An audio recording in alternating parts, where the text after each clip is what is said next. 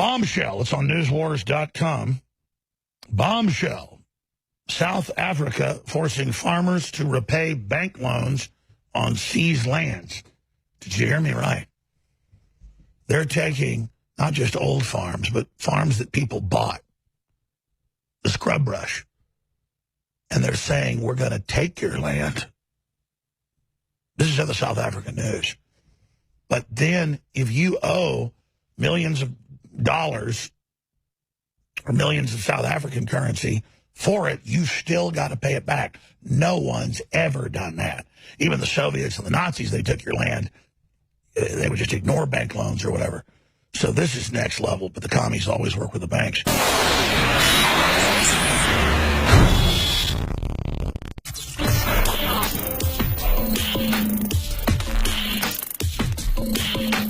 The Cape of Good Hope, the first white settlement on the African continent, was settled by Dutch farmers in the 17th century. The lineage of these Dutch farmers are known today as the Boer, or as Afrikaners. And for many years they have established themselves as much as any of the many tribes living in the Cape today. When the Dutch arrived at the Cape in 1652, the land was too arid for crops and was only inhabited by a small few pastoral nomads known as the Khoikhoi.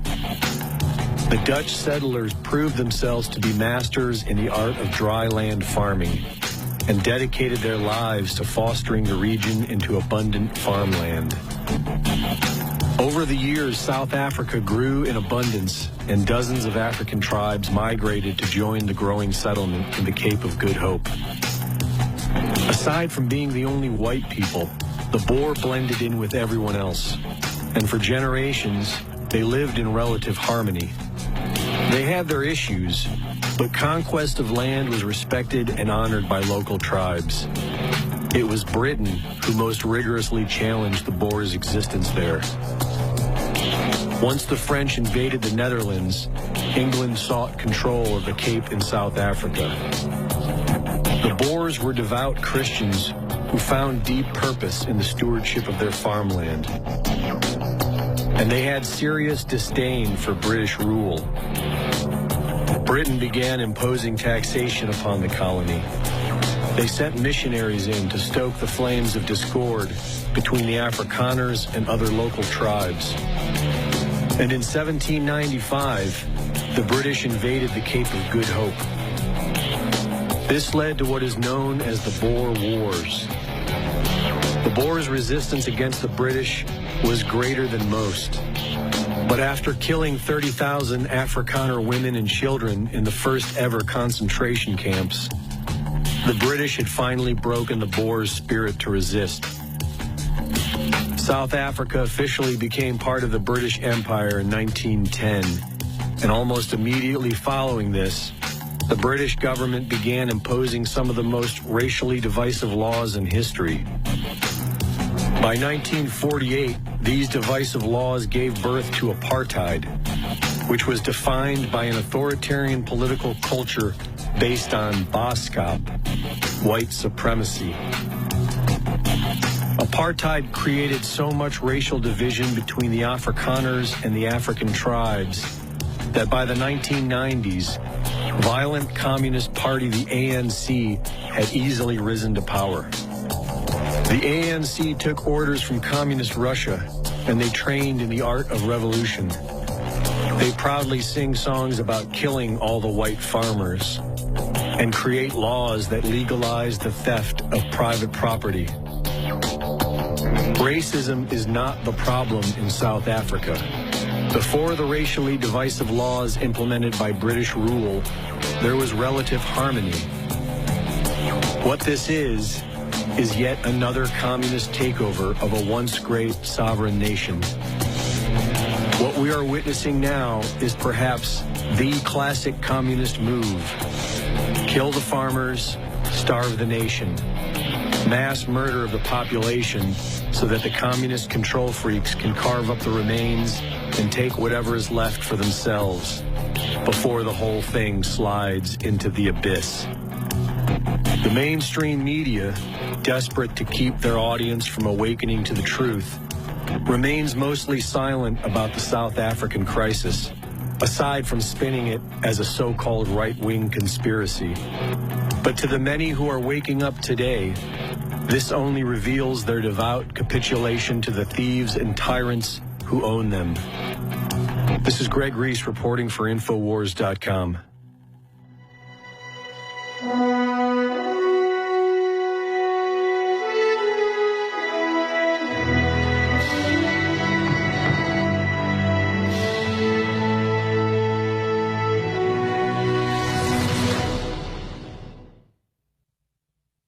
And we are back live. Powerful piece by Mr. Reese. That's really the communist secret program for the world. Go into a place that almost no one lived in 400 years ago, that white settlers came to, built farms in the middle of the wasteland. Africans move in from all over Africa. African populations explode. If you go back to the history books, people got along very well. The African tribes still fight with each other. But the Christians kind of navigated that and Christianized a bunch of groups. And then the British come in. They take over, not against the British people, but the British Empire, because the gold and silver and diamonds that were there more than anywhere else in the world. And they take over. And then they create the racial laws that blacks don't have rights to create the division for control. And then all these years later, you've got the brainwashed communist blacks and whites and others hating the white Afrikaners. And here's the next big piece of news. Bombshell. It's on newswars.com. Bombshell. South Africa forcing farmers to repay bank loans on seized lands. Did you hear me right?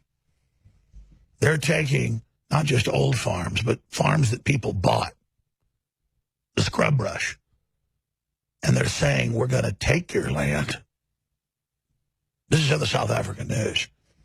But then if you owe millions of dollars or millions of South African currency for it, you've still got to pay it back. No one's ever done that.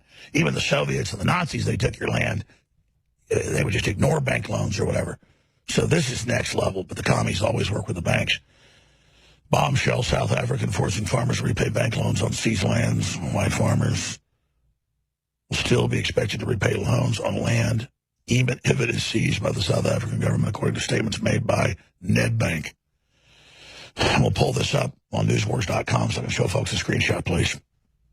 A screenshot of an email ostensibly sent by a Nedbank client services resolution manager asserts that borrowers with mortgages on expropriated property, again, the South Africans say, we're not going to steal it, we're going to expropriate it. We're not going to kill you, we're going to make you dead. I'm sorry. A screenshot of an email ostensibly sent by Nedbank, one of the biggest banks in South Africa, client services resolution manager, asserts that borrowers with mortgages on expropriated property will be obligated to continue bond payments whether they are compensated by the government or not.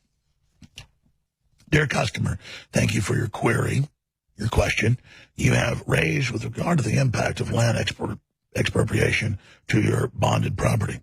Nedbank is not privy to what provisions may or may not be for land purchasers whose land is encumbered and what the proposed review committee would come up with to address this. However, we believe a balance needs to be achieved between the parliamentary agenda and the law of contracting. You're sure the banks are involved in all this, of course.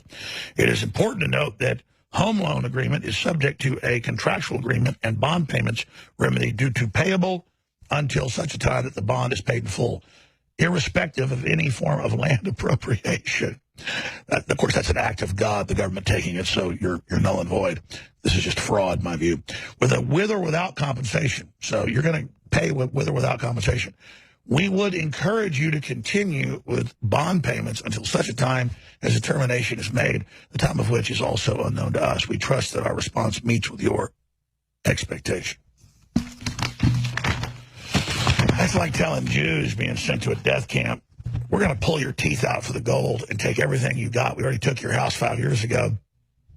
And if you got any bank loans, we're going to still say you owe those even in death.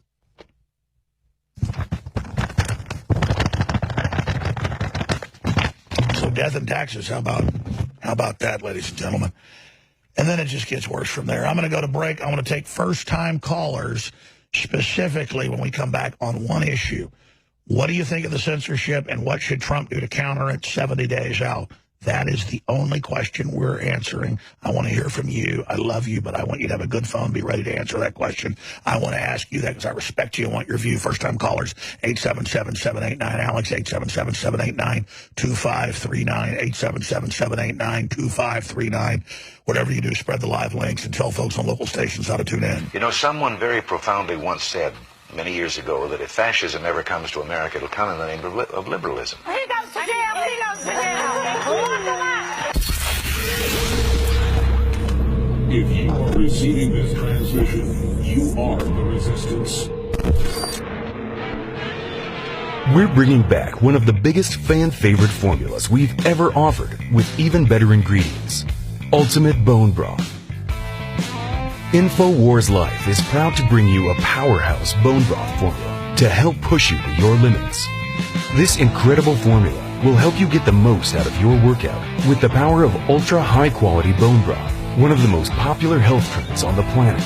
Built with more than 7 different superfoods and crucial compounds, Ultimate Bone Broth will help support your healthy muscles, digestion, tendons, and ligaments, while also supporting your body's fight against free radicals.